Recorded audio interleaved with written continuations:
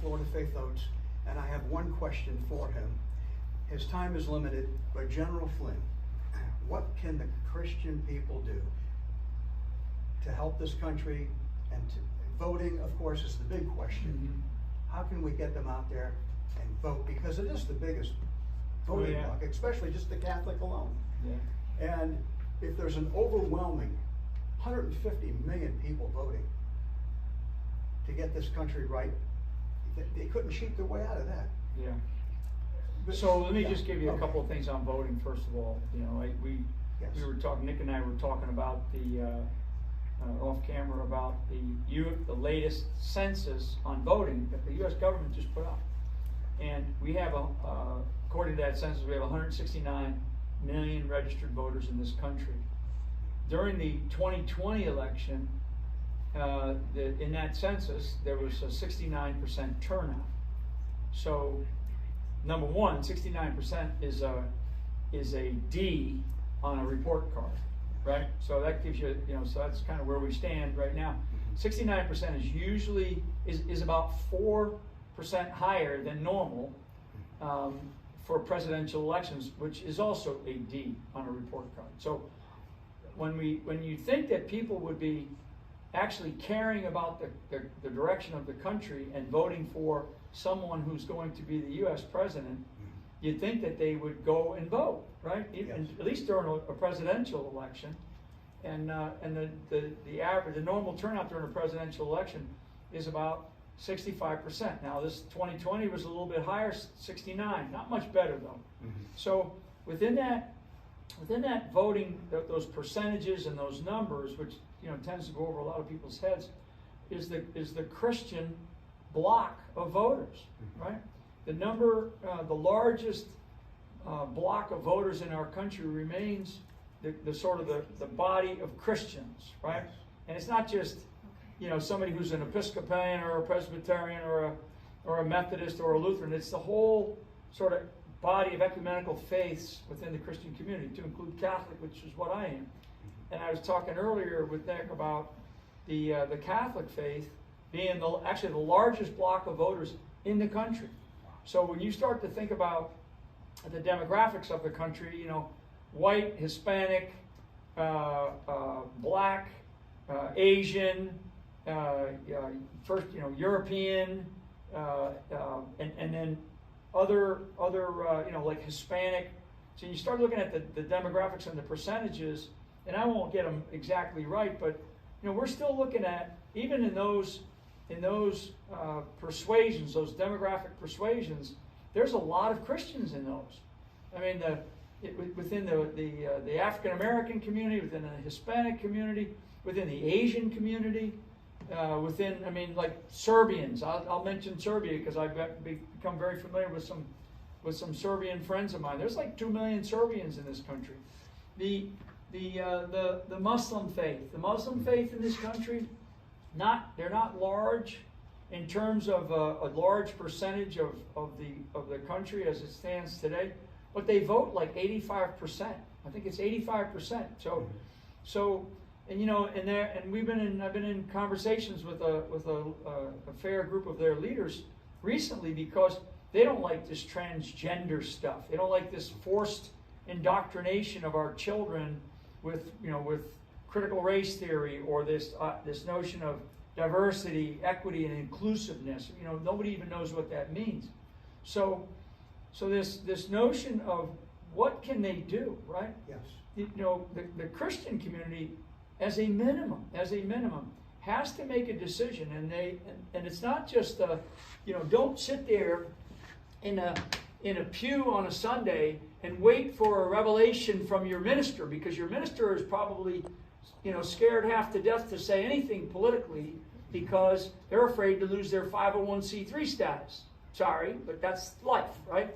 That's reality, and there's a ton of data to prove that. So if you're sitting there as a good little Christian in your pew, in a church on Sunday, and you're waiting for somebody to sprinkle fairy dust on you, and poof, you now know what to do. Forget about it. Okay, don't wait. Don't wait. You have to now. People have to start thinking about, what is happening to this country? And what's happening to this country is it's being systematically and intentionally destroyed by people in our own government, and definitely in coordination with those in the sort of the corporate world, and in many other institutions, principally the institutions of education within the country, right? The Department of Education on down through a lot of non-governmental organizations and a lot of private companies that make a lot of money from the government, from us. So when I say the government, that means the taxpayer, because the government doesn't exist without the taxpayer. It doesn't exist without every Christian that's going to church on Sunday. We as Christians, we have to stop blaming others too. And where do we point the finger? It's like they always say, when you point, you got 3 fingers pointing back at you, right? Our apathy and our laziness in connecting our faith with our way of life in this country has gotten us to where we are today. So people go, why would they do this? Why would they allow all this madness? Why would they destroy the economy? Why would they destroy the border? Why would they destroy our communities? Why would they attack Christians, which they're doing? Why would the FBI go and raid the home of a man who stood outside of an abortion clinic and peacefully protested, and he won the case, had to take it to the Supreme Court. There's I think it's 3 women, and I've lost the bubble on it, but it was about a week or 2 ago. 3 women that stood out in front of an abortion clinic, and now they're looking like they're going to end up going to jail for maybe collectively about 10 years. Standing outside, these are Christian women who are standing outside of an abortion clinic protesting. So why are all these things happening? Because why would they do this, right? Why would they do this? And you have to quit, wringing your hands about it. And what you have to do is you have to start to really understand the why. And the why, a portion of it is because we're dealing with a takeover of the United States government by a group of globalists who are soulless, dark, and don't have Christianity at the center of their lives. Okay? Some of them will pretend like the guy that's in the White House, Joe Biden, he'll pretend. I mean, he's a Catholic. He says he's a Catholic. Nancy Pelosi, right, the former Speaker of the House, says she's a Catholic. These are people that are not Catholics.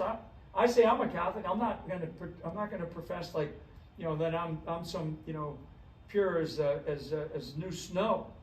But what I do believe is I do believe in the way we got here. I absolutely have a deep, deep faith in how we got to this place. And if there is a time in the history of the world that the idea of Christianity needed to wake up to losing for a long period of time the one foundation that allows us to function as a Christian, as a faith-based society. Because I don't want to just make this about Christians, because the Christians, God help us, if the Christians don't come to bat, then the Muslims lose, the Jews lose, everybody loses. So the foundation of this country is built on really the foundation of a set of values and principles that are biblically based. They're Judeo-Christian principles and values. We should be fearless about those values.